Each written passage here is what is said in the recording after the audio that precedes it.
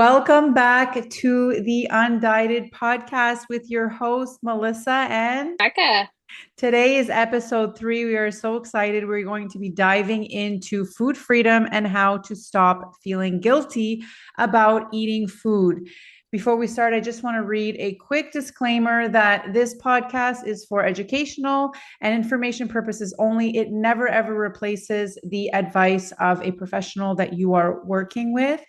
And also that we are discussing topics that are related to body image, food, etc. So if that is something that is triggering to you, I encourage you to please skip this episode. So without further ado, let's dive in. How are you doing, Rebecca, today? I'm doing well. How are you? Yeah, good, good. I'm really excited about this topic. It is one that is very important and it is something that causes people a lot of um, fear around types of food, labeling foods, etc. It's also really relevant right now before the holiday season, before the new Yeah, year as well. yeah. I've already heard and seen posts on social media about New Year, New You, and after the holidays, they're going to go all in for the holidays. And then, January 1st, they're going to get right back into dieting. And here's the thing, when you build a lifestyle that you can sustain, you don't ever go through that roller coaster of all in during the holidays. And then, I mean, I get it. That used to be me many, many, many years ago. And I'm here to say that the grass is greener on the other side, and it is a lot happier and less stressful for sure.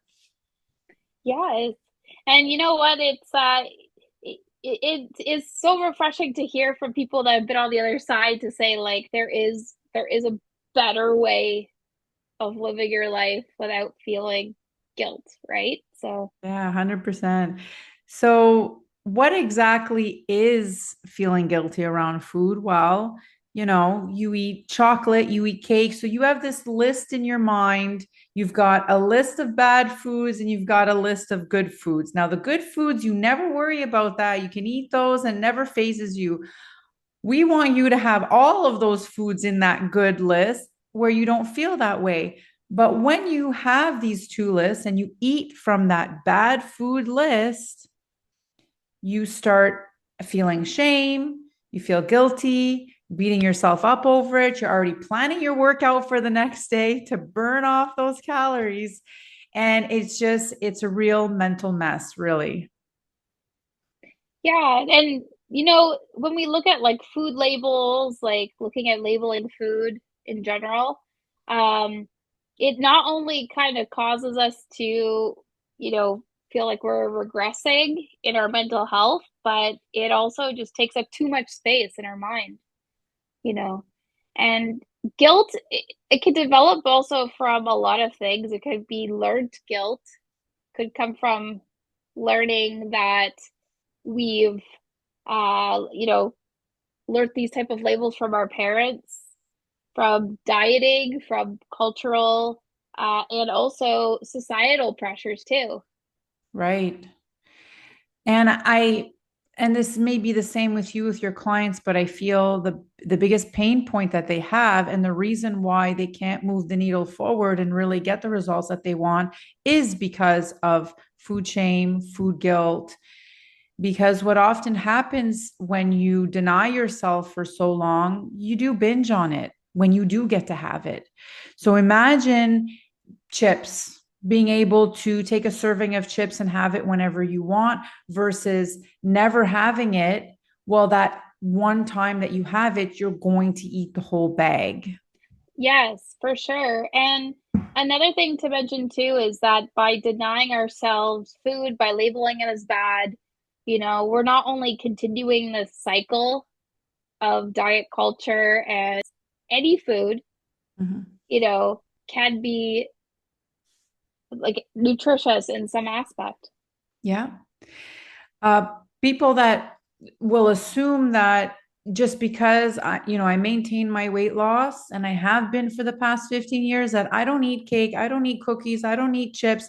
I do. I simply eat them and I move on. And yes, I teach the magic plate method. Are all my plates magic plates? No, it's an 80-20 balance. It is a guideline that I use. It is a way of what I do most of the time. And it's really important to understand that what you do the majority of the time is really what's going to count, not that one meal, that one snack is not going to derail your whole progress. It is better to just move on to the next meal. You've eaten your whatever it is, and you move on to your next meal without feeling guilty around it. And another thing like to mention too is that when we're looking at emotional triggers when it comes to, food guilt, um, a lot of people, I hate to say all my clients, they cite family as a trigger sometimes. Mm-hmm. Now, of course, that depends on who in the family and, who that individual might be. But How relevant yeah, their opinion is of you, right? yes, of course. Yes. And so the holiday season can be that huge emotional trigger because they're most likely going to run into that person. Yeah. I mean, I had that if I had too much dessert on my plate, according to that one person, there she goes. Look at all the dessert. And I mean, in front of everyone, right? Mhm. So that's true. That's very true what you mentioned. So you never want to regret eating your desserts. You don't want to have cheat days. Every day of your life is to be enjoyed, food included, all foods, Yes. right? You are going as you progress on a health journey, say, you're starting to make changes in your lifestyle because the truth of the matter is, if you're not satisfied with where you are, you do have to make changes and you start auditing your lifestyle. Where can these changes be? Where can I make healthier choices? Okay. We're not saying that you eat whatever you want, when you want, and all the food that you want. There is a structure, but we don't want you to have calories that you abide to, certain foods that you can or cannot have. I've had so many clients that I work with that were on their previous meal plan, were not allowed to have carrots and zucchini. you know it's ridiculous.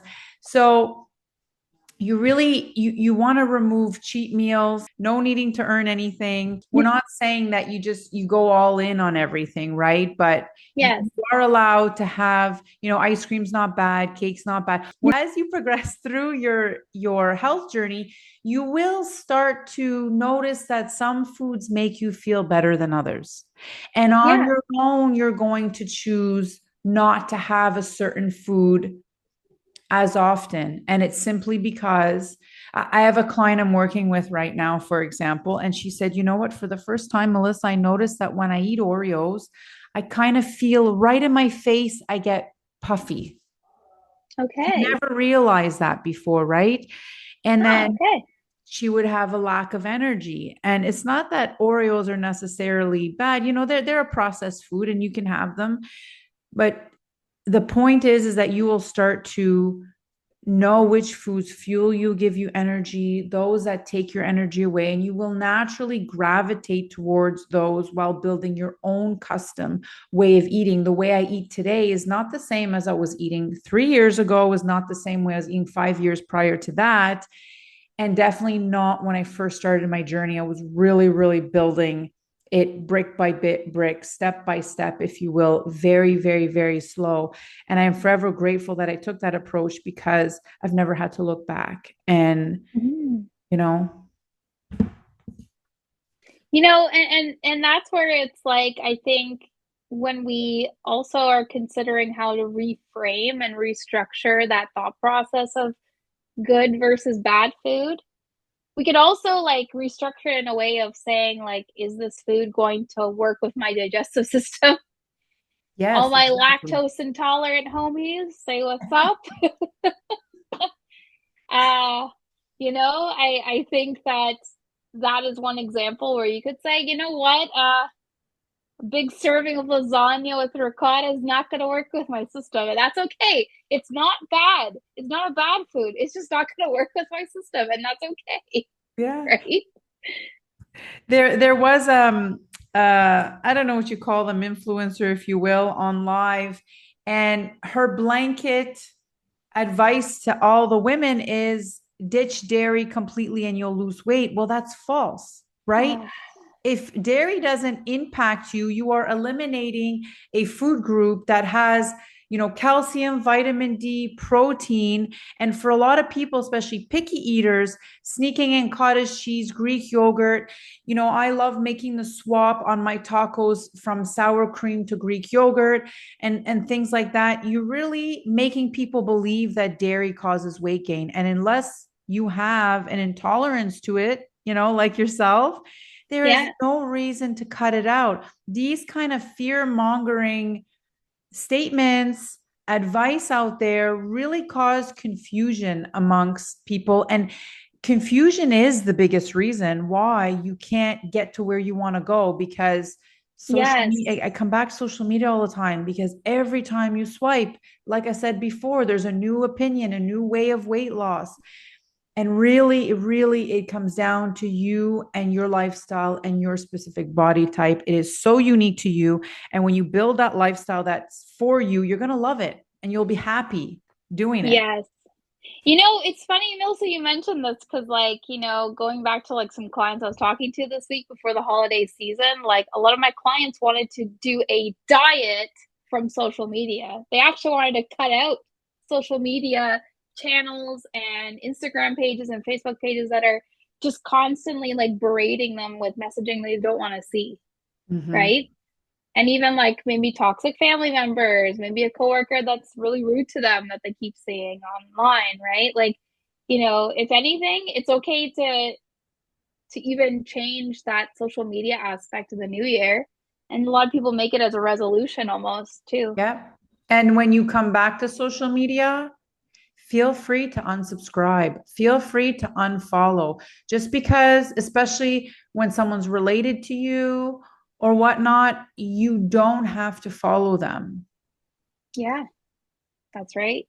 you know? And a lot of thing too that I always caution viewers, but I also caution clients too, is that, also question a lot of the messaging you do get from ads, from pages, maybe even seeing like one of those like Instagram reels of like, oh, I did this type of like diet. Because again, it's like, it's only like bringing on that messaging of food guilt. And that's Mm-hmm. often what I see on my own feed. And I go, this Yeah. is garbage.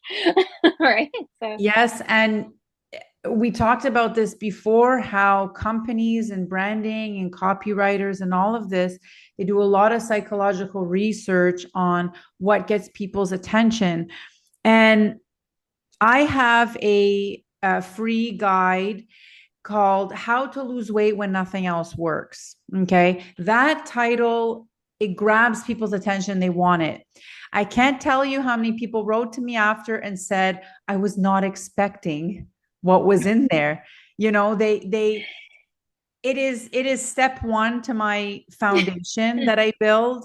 And if you want to find out what it is, you're going to have to download it. So, but you can, it's very surprising. It's something that's not hard to do and that we should all be doing. It encourages mindful eating, to give you a hint, but they did not expect to find that inside. They expected to find, don't eat this, don't eat that, eat this many calories. A lot of people want to be told what to do, right? I've had clients tell me, Melissa, just tell me what to do. Tell me what to eat. No, we're going to do this together. We're going to find out together. So you use those messages, because here's the thing. If I titled that ebook or guide kind of what was inside, maybe some would be curious, but I really want as many people as I can to teach them a more stress-free way of weight loss, the way that I did it and the way that I've been coaching all my clients for the past 9 years to do it, that there is another way without being miserable. no, for sure. Yeah. And you know what? I think it's like also like a lesson that you can't judge a book by its cover, right? Yeah. Yeah. Yeah. It's good. So, It's a really good starting point. And uh, people have started to lose weight and feel better just from implementing that one step. And that's one out of three pillars, you know? yeah. So let's dive in a bit, really break free of this. And, I feel like a broken record. It really is creating that lifestyle that you can sustain, changing your mindset around food. And that's going to take practice and work to really look at food in a different way. But it is really the key. You want to Mhm. not have a restrictive behavior at all. And any diet you follow with a name is a restrictive behavior. And that includes, I'm sorry to say, keto, carnivore, all of those are, people will say, I'm doing it to feel better. You're not. You're doing it because you want to lose weight. And the reason why you're losing weight on these diets is not because you cut out the rice, the potatoes, and the fruit. I can't believe anyone lives without fruit. I can't even imagine. Like, that is like mind-boggling.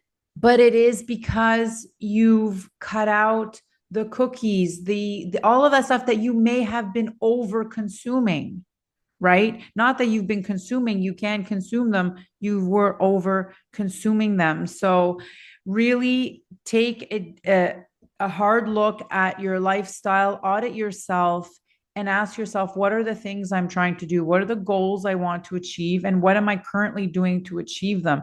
And if it's doing keto, oh, I'm just going to do keto until I lose the weight. You can't ever, ever, ever do anything until you lose the weight, because whatever you do to lose the weight, you're going to have to do to maintain it. It is a permanent change, forever and ever, not temporary.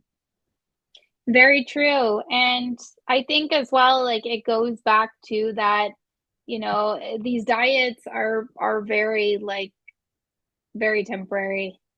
They're not sustainable. They're not like good for our bodies, right?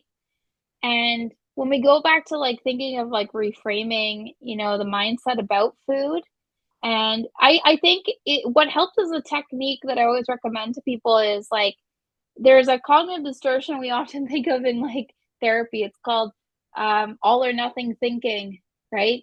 Good, bad, evil versus good, you know? In a way, recognize that and look at what is a balanced way, what is a middle way of looking at food that is not good or bad. What is a middle balanced perspective that I could adopt as a thought for food? Mm-hmm.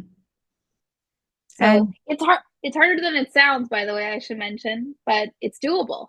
it is. And it really helps when you have support, Mhm. whether you're in a community of like-minded people that are on the same journey, or you speak to someone about it. Support is often needed in the very, very beginning. I mean, things took me a lot longer because we didn't have resources like we do today, right? Mhm. My weight loss was 15 years ago, which seems like an eternity. um, but we didn't have any of this. We didn't even really have, when I was in the crux of everything, we didn't even have social media. So I can't even imagine what kind of position I'd be in on the negative side had we had social media. It's full of comparing ourselves, and you can't compare yourself. Everybody compares themselves. Even as professionals, you wonder why some people could be doing better than you. And it's like that with every industry. It's natural human emotion, but you just have to redirect your thoughts that everybody's journey is different. And yeah. Yeah, exactly that. And, it also goes back to like, if comparison thinking, it's comparison taking, sorry, is creating that good versus bad, then it might also be that, is it the stuff media that I'm consuming that is causing that good or bad thinking, right? All or nothing thinking. Mm-hmm. So that's something that we have to be cautious about too. Yeah, and I'll try to describe kind of what that mindset looks like, because you may hear it and think, well, I'm not doing that. I'm pretty sure you are. So, what all or nothing mindset looks like, it's exactly what a ton of people do January. So you're fed up with yourself all this time. January comes along and you're like, you're gung ho. You've cleaned out your fridge.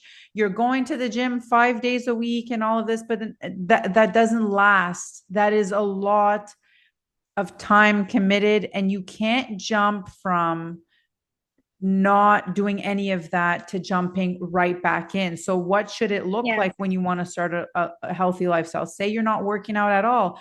Let's make it to the gym once a week. Let's see how that goes. And then on the back end, you're working on your nutrition slowly but surely. You're starting to stop eating some foods as much as you were before, replacing them with other ones, learning nutrient dense foods, which foods make you feel better, understanding macronutrients, your protein, Yeah. fats, and your fiber, and learning about how important fiber is, and focusing on how food makes you feel. And if you want to start paying attention to how the food you're eating is making you feel, you have to be mindful. You have to slow down while you're eating, really taste the foods that you're having, and then pay attention to how you're feeling half an hour after you've had that food.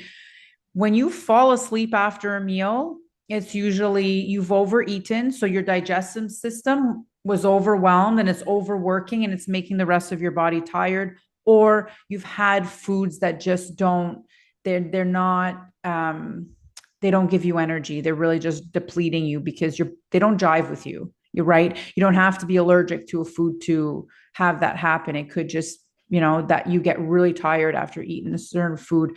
So just really pay attention to all of that and not take the all in and all out, because you will feel bad, you will feel shame, and you will feel like Yeah. you failed. And you never fail. You always learn from your mistakes. And that goes for in any area of your life, not just when trying to lose weight or create a healthier lifestyle for yourself. Yeah, of course. And like it's from like learning from our mistakes, learning from like trial and error, like that actually makes us stronger people. Mm-hmm. Yeah. You have to fall and you have to make mistakes to get better. Nobody is just does it perfectly right from the get go. Right. Yeah, that's So, very true. mm-hmm. And so another thing too as well, like that we often look at to like break free from food guilt is mindful eating as well. So if anyone is listening and they've probably been part of a recovery program or they have, perhaps done a mindful eating workshop, they may recall there's a classic exercise. It's called the raisin mindful eating exercise, which involves essentially eating a box of raisins. I know that sounds weird. And noticing the texture, noticing the flavor, noticing you slow down your chewing, savoring it. And so that is a very classic mindful eating exercise. That one has been around for a long time. But Mm-hmm. even if you were to go on YouTube or like Google, there are a bunch of really helpful mindful eating exercises that I typically recommend to clients. And another thing too is, also, and I know this sounds weird, also kind of being mindful of where you're eating your meal. Is it Mm-hmm. in your car? Is it in your living room? Is it in your actual bedroom? And it might be mindful of, okay, maybe going to a place that is more traditionally where you would eat a meal, your dining room table, maybe a kitchen table, eating in front of family, right? Doing something that is mindful in that respect as well. Mm-hmm. Because environment is extremely important, especially with, um, the amount of food that we may consume versus like what we, you know, if we were able to slow down our eating as well. Mm-hmm. Slowing down helps a lot. And, my sister-in-law actually, she's so slow. I mean, we're all done eating and she's still eating. And sometimes she reminds me, take your time, take smaller bites, and really stop eating when you start to feel full. When we are kids, often our parents tell us to make sure you finish everything, finish everything, finish everything. And then that carries on to, we're not even aware that we do it. We have this belief or a mindset that the plate has to be empty. When you really take your time eating, you will, and eating mindfully, like you described. So try not to scroll and all of that. And I know that that sounds boring. Maybe you like to sit on the couch and watch a show while you're eating, but it really distracts you because you're paying attention to the episode, you're paying attention to what people are saying on TV, and you're just eating and not really enjoying the meal. And that Yes, right there causes overconsumption of food very, very easily. yes, Same idea with eating popcorn or chips for a movie. It is more productive to portion out a bowl, bring that with you, and eat it. If you have a huge bowl in front of you or the entire bag, without realizing, you will overeat, right? So yes. mindfulness is extremely important. It takes a lot of practice. I mean, I spend a whole hour with my clients on this. So I encourage you that if you don't understand exactly what mindful eating is, like Rebecca recommended, go on YouTube, search it up, and really understand and see what changes you can start making to be more mindful when you're eating. And we gave some really good examples too, like having a designated place to eat, not eating on the go, so Yes. on and so forth, right? And again, And what, and yeah, just remember that it doesn't mean you can never grab a snack in the car. You can never sit down. Whatever you do, the majority of the time is what's really going to matter. exactly, exactly. And that's where, thanks, Melissa. I was gonna say, like, let's say you're going to Starbucks and you have to eat in your car. Like, of course, like if you're on the go, if you're a busy person, that's okay. But if it's for every meal, if it's eating in your bedroom because you're shameful of what you're eating, if it's eating in front of the TV because it numbs you and distracts you, that's where you have to almost like analyze, your day-to-day habits and your Mm-hmm. day-to-day routines, Yeah. right? I work with real estate agents, and their job is very much on the go. They are going from one house to the next. So some are just not capable of bringing their food with them, some do, but I always encourage them to stop at a park bench, get out of the car, sit, watch people playing in the field, listen to the Yeah. birds, listen to the noises around you, and it helps a lot, a lot, a lot than rushing and scarfing it down in the car while you're driving. You're not digesting your food, you're not assimilating it. And when your body can't use the nutrients, it'll store it as fat when it doesn't know what else to do with it. Yes, That's just the science behind it. it really is. Mm-hmm. Yeah, for sure. So these are some steps that you guys can take to break free from that food guilt. Yeah. And if there was anything that we didn't mention that you want tips or support on, reach out to us on social media. Our handles are in the description below, and we will cover that with you privately via DM. And just remember that food guilt and shame is a learned behavior. You did learn to do that. For all of us that are moms and have kids, watch your little kids. They do not behave like that. They eat what they want, when they want, how much they want. Yes, yes, So it really is a learned behavior from diet culture, from all kinds of influencers, everything, celebrities. It's all over the place, and you don't need it in your life. for sure. And know too that it's not your fault. Know that, you're learning to break free, right? And that it's a step-by-step process. It's not going to be a change overnight, but if you're able to incorporate, recognizing food guilt exists and you're trying to actively unlearn it, the success will come, Mm-hmm. I And how promise. much time do you think, would you say that people need to unlearn this behavior? Oh, great question. And the answer to that is that it's individual differences. I think one thing that I tell people, and anyone who's had a previous addiction may resonate with this saying, is that in order to quit an addiction, you also have to quit friends and environments and places that have caused that addiction to remain alive.